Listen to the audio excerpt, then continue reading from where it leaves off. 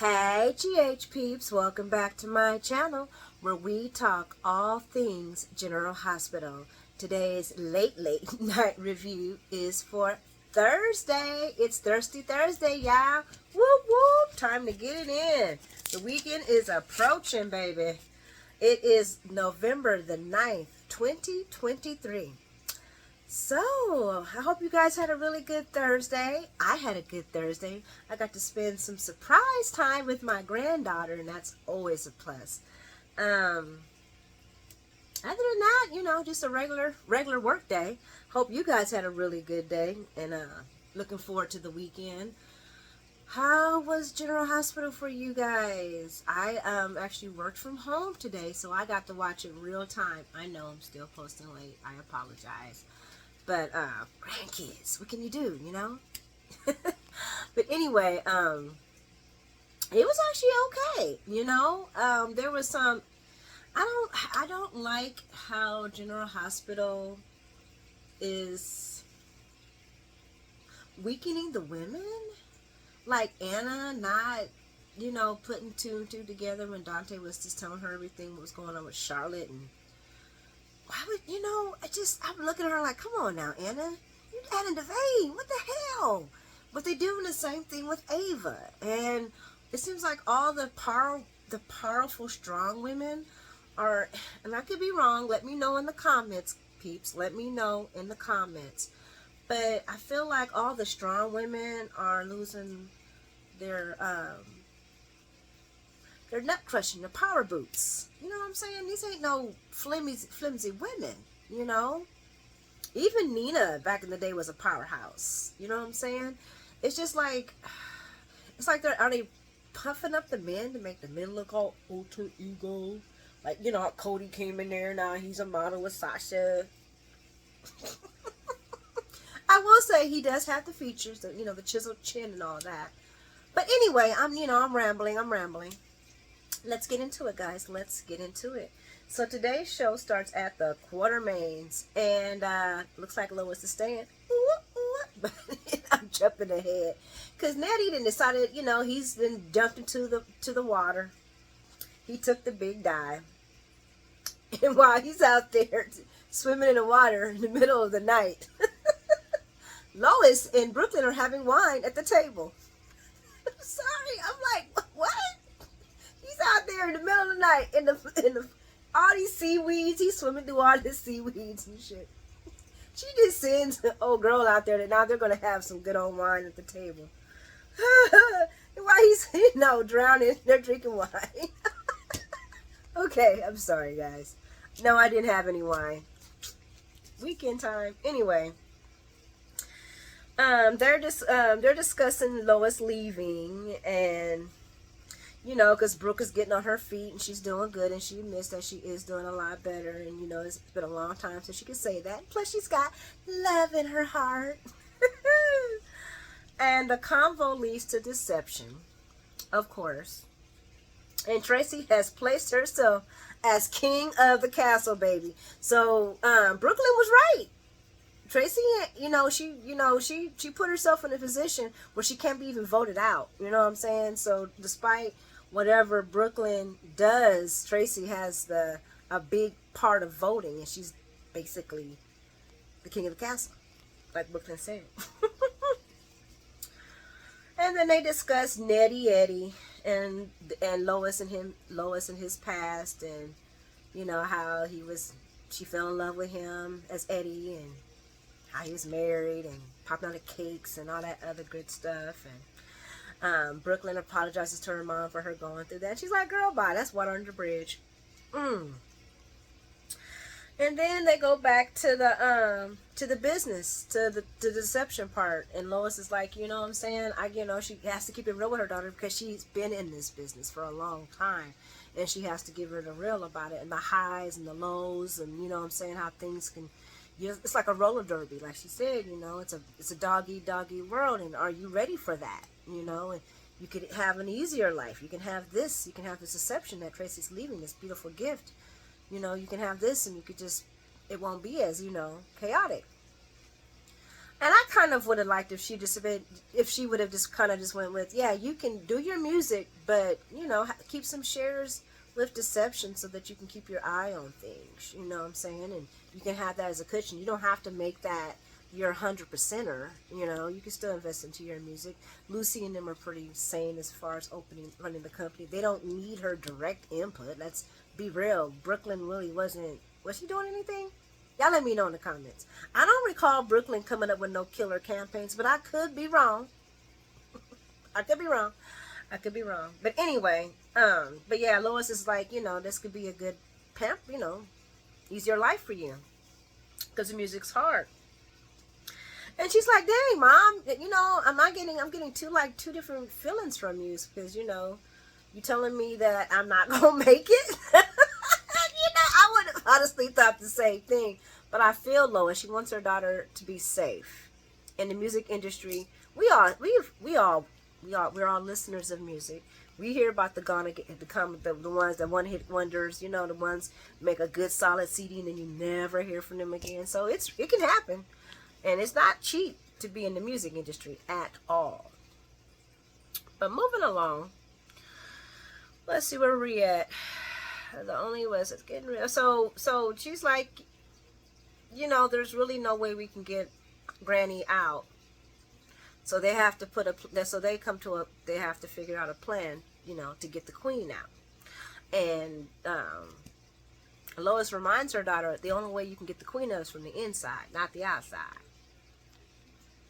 So she says, so I guess I'm staying for a little bit longer so we can figure this out and work together. So Lois is staying, yeah. She's going to stay for a little bit longer. We're going to see them beautiful, fabulous nails, which she told Brooklyn she needs to get a manicure, except for on Thursdays because those are bad luck days. So while this is all going and they're rehashing and remembering, now Nettie Eddie is, Olivia has jumped in the water. I don't know why she was like, Eddie, is that you? Is that you? If he's drowning, how do you know? But he did come up the first time, then he went back down. That's when he got his foot caught in the net. So Olivia's in the water now with the seaweeds looking. This girl got some bad ass lungs. I'm telling you now, okay? She goes up, goes back down. Nettie Eddie's struggling now. He sees a life behind. He sees Ned's life flash before his eyes. He sees their wedding. Just beautiful moments of him and Liv. And he sees someone swimming that looks like a mermaid, and it's Olivia. And he's like, oh, it's my siren. Then he starts to, and I shouldn't make fun of drowning because that's not a fun situation, but Olivia to the rescue. She gets his foot untangled out the web, and I'm imagining she's gonna have to get some CPR going. And that's right there. That wraps that up. Yep. I know.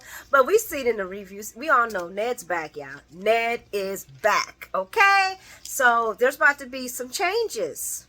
Because Tracy just left. She went back to take care of Luke's situations. And I guess we're gonna hear some news about Bobby soon too, because I'm thinking that's why they're doing it. They said that they're still in the scam writing thing. They still got they're still writing, which I don't mind. They're not doing a horrible job, but maybe that's why a lot of these stories are being delayed. Moving along, photo shoot time. Okay, Salvador, he was a trip, honey. Okay, Sasha. Y'all let me know what y'all impressions of Mr. Salvador in the comments. But introducing Salvador, honey. What did it say? Whoever give up their shot is a dead. Oh, he said whoever gave up this shoot is dead to me. Poof, poof, poof. They're dead to me. Maxie was happy. Happy, Maxie, she got him. And he had been seeing that they were having troubles in the trade, so he felt like, they needed some Salvador to save them. Moving along, Maxie is happy, and she mentions that, him with his dream and Sasha is going to be like some big mega thing, and he's like, Sasha? Am I saying it right? Sasha? I might be saying it right. But he was hilarious. Every time I heard him say it, He was like, who? I don't want no druggy diva up here messing up my cameras, having listening to voices in her head. Sasha right behind him like, well, damn. I think that might have kind of, because she was looking a little deer in headlights, kind of. I was worried. Just a tense worried, because she was just kind of like, but she did her damn thing. She did her damn thing. I wish the dress would have been a little bit darker. It was a nice dress, but it's just a little bit darker because of her complexion. That would have been set off. But who am I? I am not a fashion designer. If y'all see what I have on, y'all be like, girl, you should not be talking. But, anyway. So, long story short, Maxie, Maxie tries to convince him that Sasha is ready for the shoot. And he's like, well, let me hear from Sasha. And Sasha's right behind him. So she must have convinced him, because next thing we know, she's in the chair of makeup getting her hair done. And they got this scene of little garden and, blue sky hang up. And then we see Sasha. He's like, okay, girl, you ready? And she get up there and she doing her thing. And I guess it was supposed to be a lamb. And the lamb got laryngitis. I don't know if that's possible, and I had meant to Google that to see, you know what I'm saying, because that sounds crazy as hell. But whatever, they got the cutest little alpaca to come in, and guess who brings it in? Mr. Cody Bell himself, because they got to put him in there, got to give him some screen time, right? So he up there just starstruck on Sasha. She did look freaking amazing, and for a woman who just had a baby, she looked freaking amazing. Whether it was a year, 6 months, 8 months, I don't know. I didn't look that good after a year. Okay? I'm just saying. She looked freaking amazing. But Cody ends up, while they're taking a break, and he's getting his little, Salvador is getting his film together, Cody comes and introduces the alpaca to to Sasha, and she's all like, oh, they're all, oodles and oddles over the alpaca and laughing and giggling. And Mr. Salvador sees it, and he's like, you know what? Click, click, click, click. This works for me. Click, click, click. It's like the Garden of Eden. Click, click, click. The serpent the serpent in the garden, or the serpent before the garden, or something. Click, click, click, click. Maxie's like, no, stop. He's not a model. He's like, are you crazy? This is Salvador. You wanted me to be me or not? I'm saying I am not good with accents, so forgive me. Maxie's like, but he ain't a model. And he's like, let me do my job. And she just like, so finally she was like, are you okay with this, Cody? And Cody's like, yeah, of course I am. And then he poses. Oh my gosh. Maybe we need a lighthearted kind of clowny guy for her, because our life has been such serious and craziness that a lighthearted it might be just, what she needs. I don't know. But anyway, so he says, just look at her with love while you nurture and cherish and speak to the little alpaca, whatever. I'm embellishing. Okay. He's like, yes, give it to me. And Cody's looking at her. For a minute there, it looked a little creepy. His eyes looking at her. I was a little creeped out, but whatever. It worked, He was happy. Maxie was like, you know what? This is actually working. So I guess we have two faces for the face of deception. We have Mr. Cody Bell and Sasha. Oh, now they're going to do their whole entire love story. How much y'all want to bet? How much y'all want to bet? I see them on the Valentine issue. Golden couple. And they're gonna have to throw an axe in it, because there's nobody golden in the soaps for long. Anyway, moving along, we run into Maxie and Aunt Stella, and I guess Aunt Stella is like gonna be everybody auntie now, because she's just out here just giving out advice. Anyway, so Maxie, she meets her. I'm assuming it was at the Metro Court, guys. Check me if I'm wrong. I'm just assuming, like I said. But Maxie's distraught over what's going on with Anna. This situation rocked all of Port Charles. Well, not all of Port Charles, but all of Port Charles. And Aunt Stella's there to, to comfort Maxie. And not until she finally, I'm getting ahead. So basically, Felicia. So basically, Felicia's distraught because of what happened to Anna. And Anna is her homegirl. And she's taking personal blame because she's the one who got the idea for Anna to move into the apartment, which I kind of feel like this was a little bit of a filler one, because was it needed? I mean, yes, we do need to see everybody's prospect of how this shooting affects everyone, and Felicia is a very, very close friend of Anna's, so here we go. And I like Ancella. I like them both. Anyway, moving on. So, they're at the Metro Court, which I think is the Metro Court, and I think I moved ahead. Did I just move? Oh, yeah. I put the wrong name on there. That's why I said the wrong name. Felicia does feel guilty. And Aunt Stella, Felicia tells Aunt Stella what happened with Anna and the shooting the baby and, everything that had led up to that. And Aunt Stella's like, that is really terrible. But why do you think you're responsible for this? And then she tells her why, because she was the one who, told her to get the apartment, and if she would have stayed with her. She's like, Felicia, there is no way you could have known this could have happened. There's no way you should be even trying to think that you're responsible for this. This is horrible, yes, but you had nothing to do with this. This has nothing to do with you. You did not start this. This was just a horrible situation. And that comforts Felicia a lot. It's nice to know that Aunt Stella's being a comfort to Miss Felicia. Anyway, they do talk a little bit about Curtis, and Auntie states that, she knows that he's trying to be strong, but she can see the hurt in his eyes. So I'm glad they're realizing that this is hard for this man, which it is, playing like, let me stop because I don't like Curtis. Makes me, I don't know. I have a love-hate relationship with Curtis. Not that much love. I don't hate him, but anyway. And then Aunt Stella has a confession, because Felicia's like, no, wait a minute. I'm here tearing pouring out my heart. That goes both ways. What's up? Talk to me. And Stella confesses that she has met Judge. And once again, he's British, and he's very proper British. Teas and crumpets British. Don't mess with me. I know I get bad impressions. I'm trying, y'all, okay? Anyway, they toured London. He showed her all of London. They fell in love. He proposed, but Aunt Stella said no, because she would have to, as much as she loves George, she would have to leave everybody in Port Charles, and her heart, her everything is here. I can understand that, Stella. I can, because I am in that situation as we speak. I'm not in love with nobody from, in any foreign country or anything like that. I'm not in love actually at all, but I want to leave and move out to a city that has a closer connection to a beach, driving distance, within a day at least. And right where I'm living, there's no such thing as that. But my family's all centered in a certain area, and it's my children and my grandchildren, and it's hard.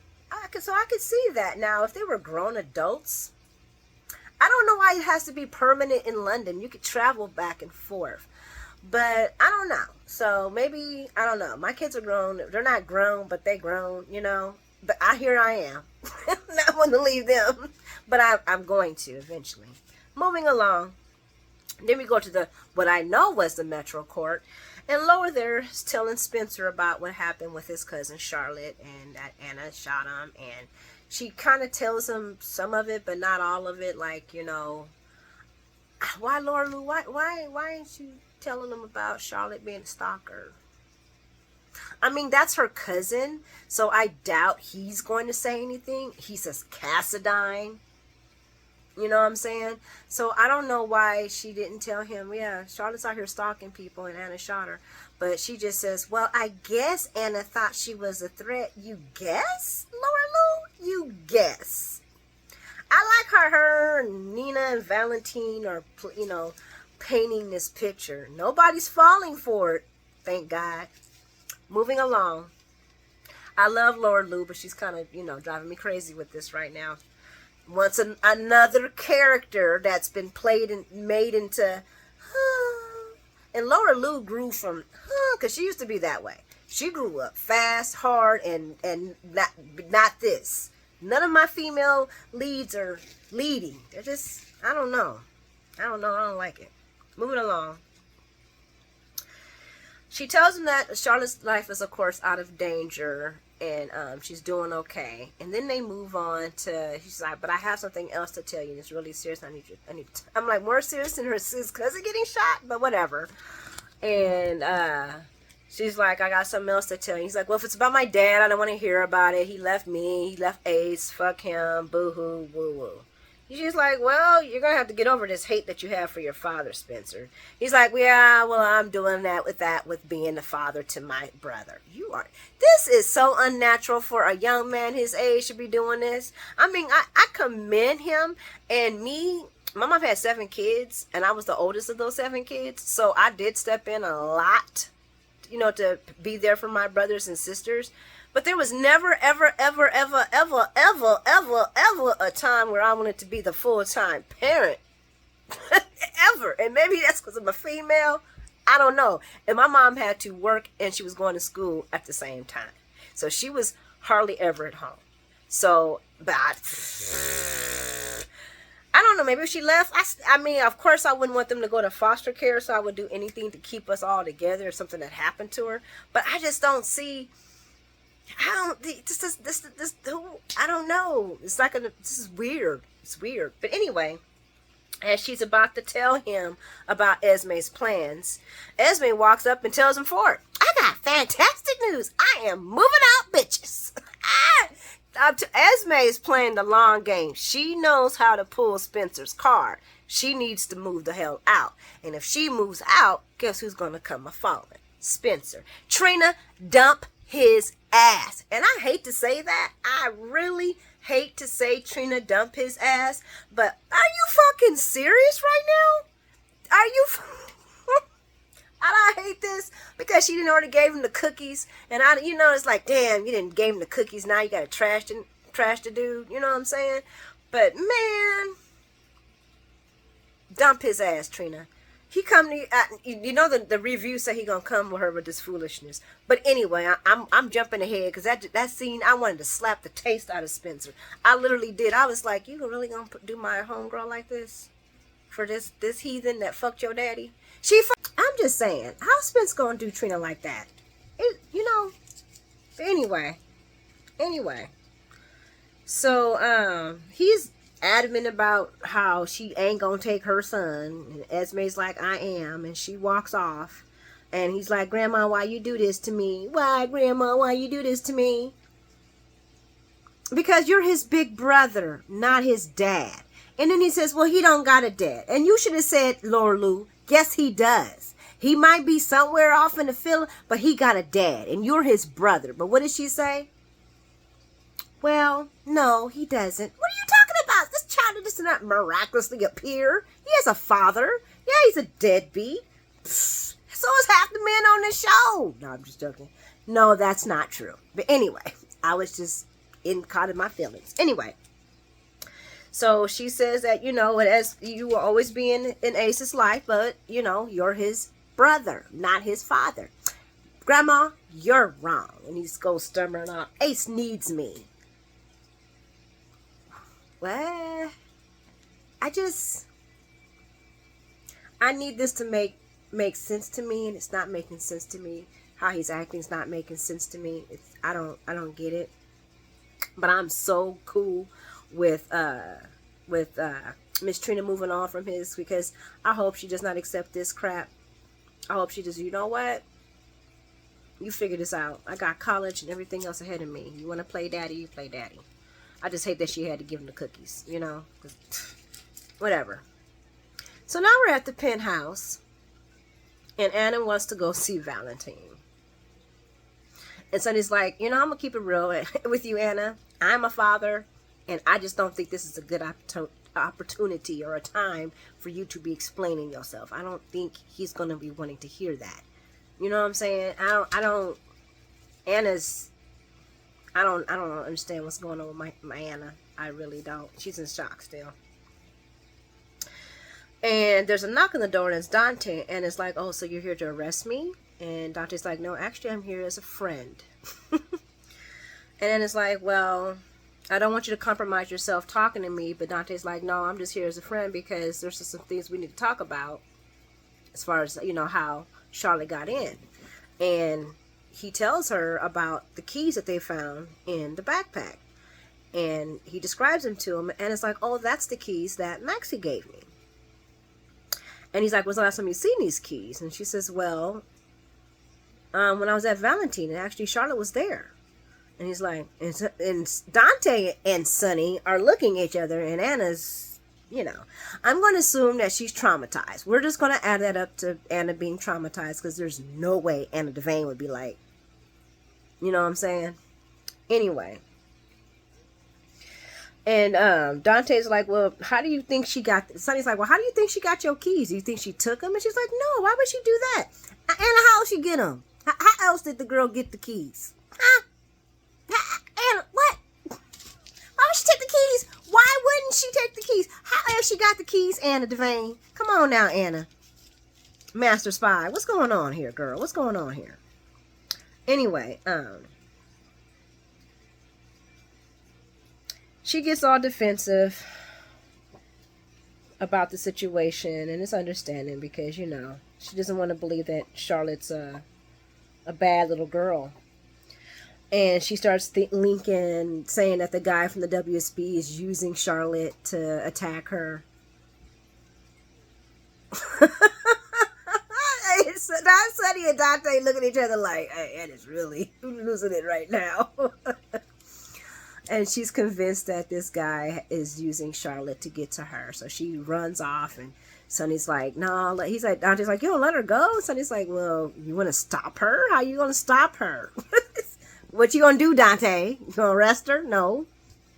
Sonny said, let her go. What did he say? She said she's whistling in the wind. Something like that. And what she's trying to add up as far as this WSB guy using Charlotte just does not make any sense at all. And Dante agrees with that. And he's like, it's too far-fetched. And he admits that when that Charlotte is no angel, which she's not. Bully of the year, Snakes and Ava's Purse. I mean, we can just keep going. She's a Cassadine. So, Dante does say, so Sante's like, so Sonny's like, so you think it's Charlotte? And he's like, well, the evidence is definitely leading to that way. And then, you know, he also brought up the spray paint, the color, the same paint that the person wrote murder on Anna's door. Anna's just, I don't know. We're gonna put Anna in prayer. I don't like what they're doing to our women in this show. But anyway, now we're back at the hospital. Charlotte's waking up, and she's happy that Nina and Valentine are there together. Basically, Charlotte just lies. She lies from the time she opens her pretty little eyes up, or should I say her little ashen eyes up, to the time when Valentine walks out the door. And then Valentine actually even, you know, Nina tries to get in and say, well, you know, this is, you know, what Anna says, and this is where we found, you know, this is what happened. And she's like, is that what Anna told you, Papa? I would have been like, yep. And since I already have the evidence of you breaking into her room, mon petite, what have you gotten yourself into? Girl, I know everything. But no, he let her lie to him. And when he said, well, why'd you change your outfit? Well, I knew you wouldn't like the tarot thing because you never liked doing tarot cards with me. And he was like, no, that's not true. She said, yes, it's true. You look weird when I ask you.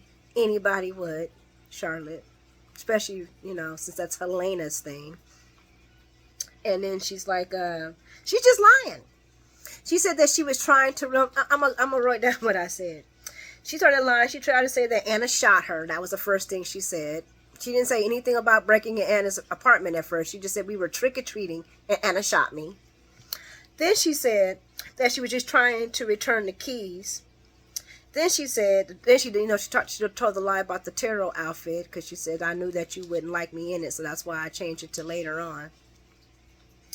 Nina tried to intervene and tried to say her little tidbit. And Charlie was like, no, Papa, is that what Anna told you? He's like, I haven't been anywhere. I've just been sitting here with you. What in the hell, Valentine? You should have been like, you know what? This is not true. You're lying to me. But right now you just woke up. So I'm going to let you keep recovering. And then we're going to talk about this again, my dear. Because something's not right. But no, what he do? Looking at grief look. And that's not what he's looking. I don't know. I can't make him that face. But anyway. Him and Nina walk out. And he's like, she's lying. She's lying to me. She's lying. Just laying there lying. And she's like, and Nina's like, she's alive. And that's what we're going to be happy with right now. She's alive. We'll deal with the other stuff later. The other stuff is what got her shot. What are you talking about, the other stuff later? We're done with later. This child done got herself shot. What's she going to do next? And she's lying to your face right now? So sure enough, Valentine thanks Nina for being there and, having his back, having Charlotte's back. I'm sorry. And as she's like, oh, I'll always have Charlotte's back. And she runs back to the penthouse, I'm imagining, to see what's going on with Sonny. And, or wherever she's going, I don't know. And, and guess who walks up? Our girl Anna. And he turns to look at her. And, his face don't look happy to see her. Even though he knows that his fault that this all happened. So I'm hearing a lot of talk. And I've been looking for that. Anna slaps Valentine. I didn't get to see that preview. I would like to see that because I'm pretty sure it's about to go down, and it could go either way. People are saying that he's going to tell her everything that Charlotte's been doing, and that's why she slaps him. What if he stands behind Charlotte and accuses Anna of purposely shooting his daughter? She could slap him for that too. So go either way. Either way, it's going to be juice, and Anna dumps Valentine. I hear that. I've seen that everywhere. And then with Mr. Ned Quartermain being back, ain't gonna be too much longer before Sonny and Nina have some issues going on too. And I'm pretty sure Carly's gonna be pretty pissed at Michael if she finds out his involvement. And I could definitely see Nina bringing Michael down with her, which might be okay. He needs to learn his lesson about trying to control people's lives. But anyway, guys, like and subscribe if you like the content. You guys have an amazing night. Thank you for hanging out with me on the couch. Sorry, I apologize. I'm not sorry, but I apologize for such a late post. But thanks again, guys. You're an amazing bunch of people. And many blessings. Good night.